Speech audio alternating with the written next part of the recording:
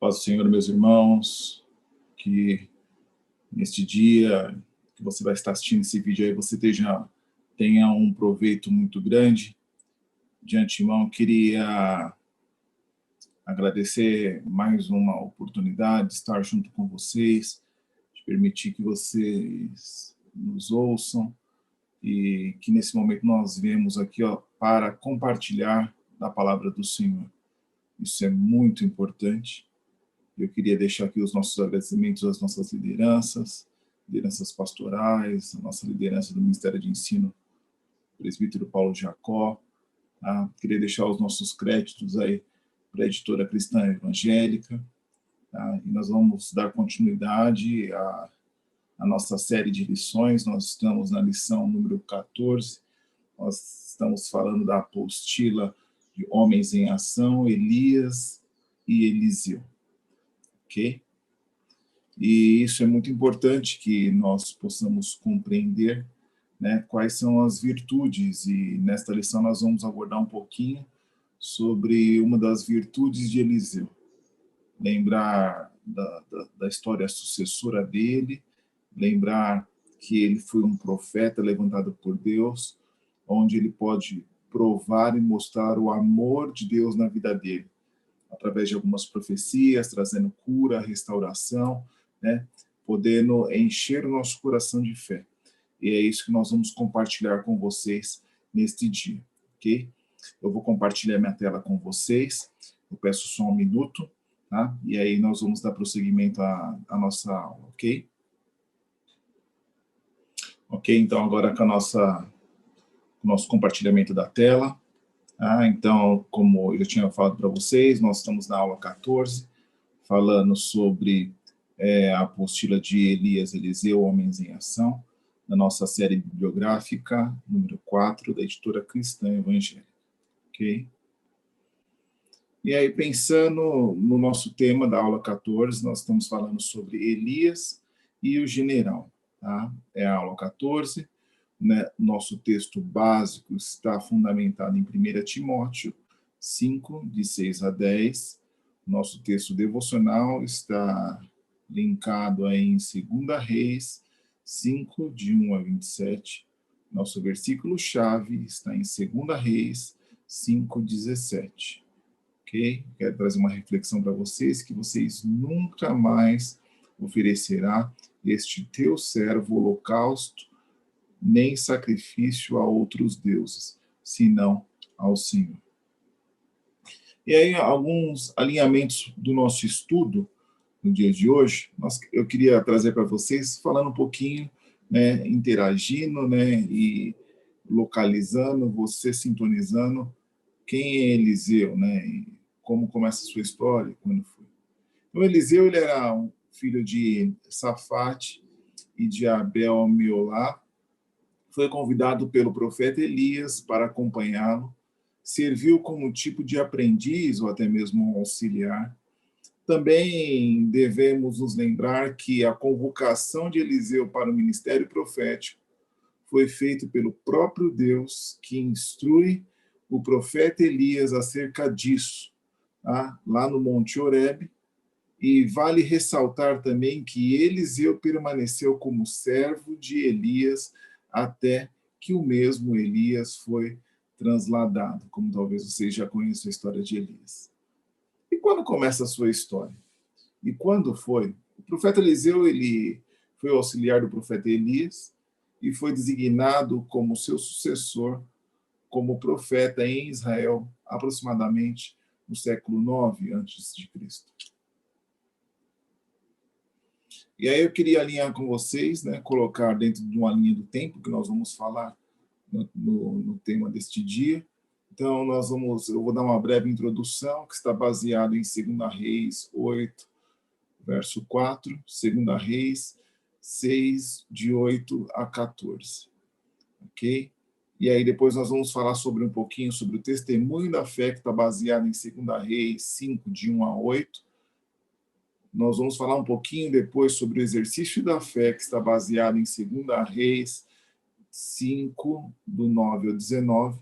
Depois nós vamos falar sobre o abandono da fé, que é 2 Reis 19, 5, desculpa, do 19 ao 27. E nós vamos concluir com as bases em Oséias 14, de 1 a 7, e 1 Coríntios 10, 12. Ok? Então, na introdução, nós lembramos que Eliseu ele tinha uma fama de um profeta, tá, que repercutiu de tal maneira que acabou atingindo dimensões internacionais. Tá? E o seu poder era tão admirado e até mesmo como temido. Algumas notícias, né, dos seus feitos percorriam tanto aos casebres como aos palácios. O rei de Israel ele era fascinado com milagres de Eliseu. E ele vivia em busca de notícias recentes. Bom, com tudo isso, desprezava o melhor que Eliseu podia oferecer, a salvação da sua alma. E o rei da Síria, por sua vez, encarava tais poderes como uma série de ameaças, visto também que eles acabavam interferindo constantemente em seus planos militares. Eliseu mostrou-se bem disposto. Esse era o coração inclinado de Eliseu, de estar disposto a abençoar todo aquele que o procurasse. E não foi diferente com Naamã, que nós vamos falar um pouquinho à frente, certo? Até mesmo os seus inimigos, ele deve ser também como um procedimento, como devemos ser bênção por onde quer que passamos. E esse talvez foi o maior exemplo de Eliseu dentro desse contexto aqui dessa história. Ele foi uma bênção mesmo para aqueles que julgavam ele como um inimigo. Okay? E, alinhando com vocês agora, eu queria falar sobre o testemunho da fé, que está baseado em 2 Reis 5, de 1 a 8. Na verdade, o rei Naamã ele era um herói de guerra, era rei da Síria, ele era um vilão em Israel. E ele provocou muitas mortes, sequestro de mulheres e de crianças. Naamã ele havia conquistado tudo o que desejava, né? Talvez por grande ambição, né? Por ter poder, por ter dinheiro. Ele conseguiu muitas coisas. Mas ele havia perdido aquilo que mais prezava, que era a sua saúde, e ele se tornou um homem leproso. Bom, por sua vez, uma das meninas que foram sequestradas por Naamã, ela foi usada com compaixão e, apesar de ter perdido parte da sua vida sendo escravizada, ela foi até o rei Naamã falando sobre um profeta chamado Eliseu, mostrando que ele teria uma resposta para todos os problemas e restauraria a sua saúde, restauraria a sua lepra, né? Traria pele nova a ele, traria vida novamente.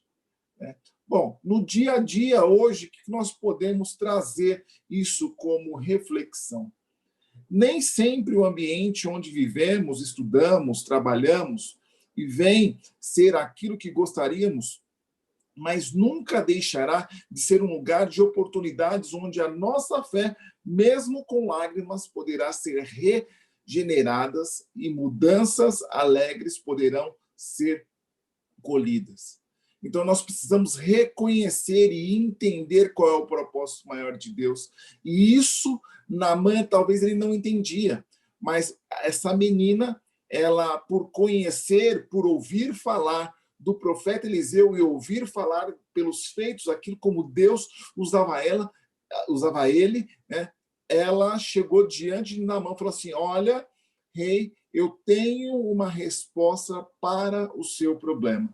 E foi neste momento, talvez, que ele, talvez desapercebido, não confiou, não acreditou, mas ele sabia que existia um problema, né? E ele estava em busca da solução para aquele problema. E aí eu trago para vocês aquilo que nós devemos exercitar diariamente, que é o exercício da fé. Tá? A base, quando nós falamos de exercício da fé, está em 2 Reis 5, do 9 ao 19. Bom, Naamã, ele, com a sua comitiva, com o seu exército, com o seu poder, com sua carga preciosa, a casa do profeta, mas isso não deixou de impressionar a vida de Eliseu, né, com toda aquela ostentação. Bom, conhecia o objeto da sua visita, Eliseu conhecia qual era o propósito da visita de Naamã. Tá? Provando a sua fé, mandou o seu discípulo. Ele nem se apresentou diretamente para Naamã. E talvez Naamã ele se achou como uma ofensa. Mas como assim? Eu sou um rei e ele me manda um discípulo para me atender? Eu gostaria de falar com ele. Não, mas aí o discípulo, né, foi até o encontro de Naamã lá no portão e deu a seguinte instrução. Olha, o profeta Eliseu falou para que você vá até o Rio Jordão e mergulhe por 7 vezes. Naamã, talvez ele olhou impressionado, talvez muito questionador, porque existiam características diferentes e uma das características do Rio Jordão ser um rio com águas turvas, barrenta, e ele achou um absurdo ele, como rei, né, se banhar naquela água. Né? E talvez o exercício da fé não era só se banhar naquela água. Existia uma estratégia, né? Existia um protocolo, existia talvez aquilo que seria o alvo do milagre. Não bastasse ser uma única vez se banhar, mas se banhar por 7 vezes. Tá? E aí, com esta profecia lançado à vida de Naamã, Eliseu deu ali ao seu discípulo e falou que realmente a pele dele seria restaurada e ele seria limpo. Essas são as bases, né? Pensando em 2 Reis 5:10. O que nós aprendemos, talvez, com a atitude de Naamã e com a atitude de Eliseu, dando a voz de comando? Perante Deus, não há lugar para a soberba. Naamã precisava aprender esta lição. Se alguém busca uma bênção de Deus, que busque isso com humildade, fé, ou nada receberá. Pois todo aquele que se exalta será humilhado, e aquele que se humilha será exaltado. Talvez no primeiro momento Naamã ele não acreditou, né? Esbanjou da atitude daquele jovem discípulo, mas existia uma promessa e ele não caminhou horas, dias da sua cidade para vir ao encontro de Eliseu à toa. E aí ele ficou desconfiado e mesmo assim com insistência, né, ele foi até o rio para se banhar. E aí pensando no contexto, né, e talvez a partir de um desfecho da nossa conversa de hoje, né, o abandono da fé está baseado em 2 Reis 5, do 19 ao 27. E fala sobre a jovem escrava que exercitou a sua fé.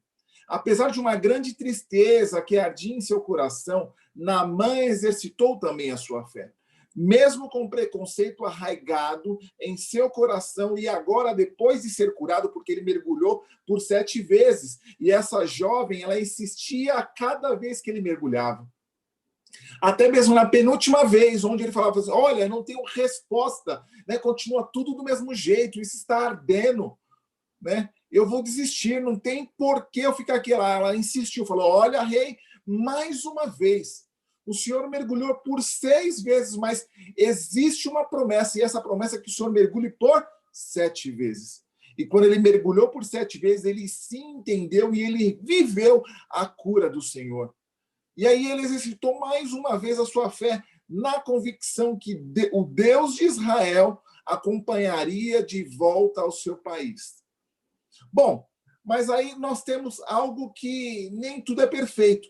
Existiu uma mulher chamada Geazi que criou um plano diabólico para ter proveito daquela situação. Porque Naamã, com toda a gratidão, né, inclinado dentro do seu coração, voltou à casa de Eliseu, né, e chegou com muito ouro, pedras preciosas, algo que poderia recompensar a vida dele por tudo aquilo que ele tinha abençoado a vida de Naamã.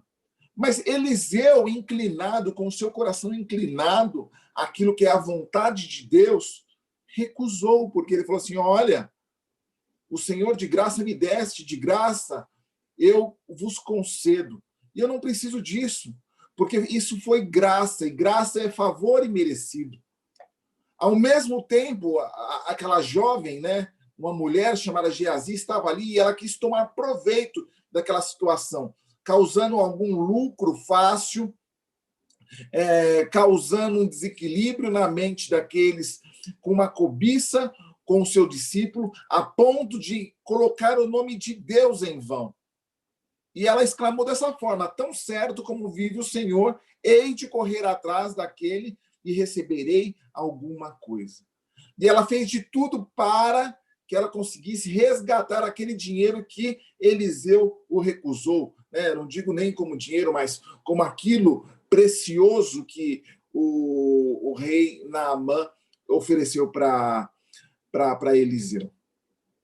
E aí eu quero trazer para vocês algumas conclusões dentro desse contexto. Tá? O que nós aprendemos? Dando um fechamento para vocês.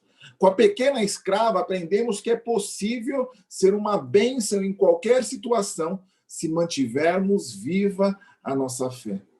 Naamã deixou-nos como herança o valor de se confiar na promessa de Deus. Então, meu irmão, minha irmã, nós podemos confiar. Se foi lançado algo sobre a nossa vida, né? Realmente nós vamos viver, mas nós temos que acreditar que tem que ser da forma que Deus prometeu. Exerça sua fé diariamente para que ele venha cumprir a sua promessa diariamente na sua vida. Ok? E quando nós não compreendemos inteiramente, isso não vai nos abalar. Eliseu nos faz lembrar que todo mundo merece uma chance. Quando se mostram interessados em Deus, até mesmo aqueles que nos irritam. Os erros de Geazi ficaram como um alerta da tragédia que pode ocorrer quando negligenciamos a vida com Deus e preferimos os prazeres do mundo. Então, meu irmão, façam as escolhas corretas, ok? E lições aprendidas. A fé, ela, ainda que pequena, ela pode realizar grandes coisas, ao passo que pequenos deslizes na fé podemos nos levar a uma grande ruína.